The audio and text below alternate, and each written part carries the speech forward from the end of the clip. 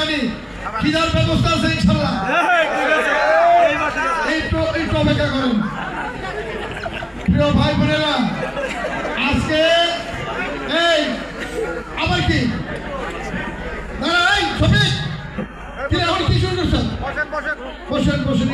শুনেন, আর তিনজন আছেন, তিনজনে হয়তো তুই প্রধান অতিথি প্রধান বক্তৃতা বেশি বলবে, আর আমার বাম পাশে যিনি উনি হয়তো আমার মতো 2-4 মিনিট বলবে।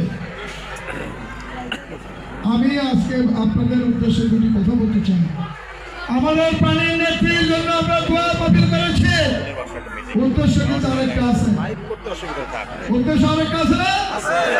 বলেন তো সেই উদ্দেশ্যটা কি?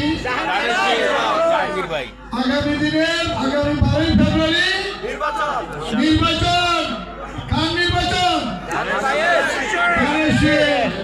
মার্কাটা যিনি পেয়েছে তার নাম কি? একটু জোরে বলেন কি না? জাহাঙ্গীর।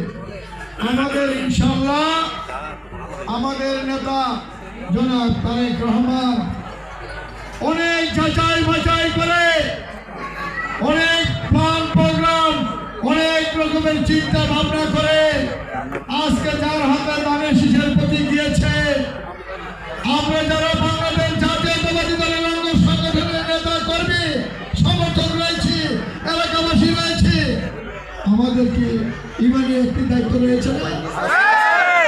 কি দায়িত্ব রয়েছে বলেন? কি? ধানের শীষের পক্ষে কাজ করা। 12 তারিখে কি করতে হবে?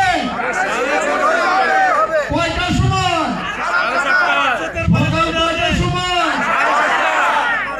আমাদের নেতা কথা বলেছে না? কি বলেছে?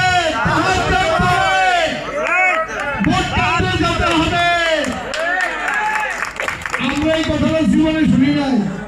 আমরা সবসময় শুনছি কি সকাল সকাল ফজরের নামাজ পড়ে আমরা ভোট কেন্দ্রে যাবো।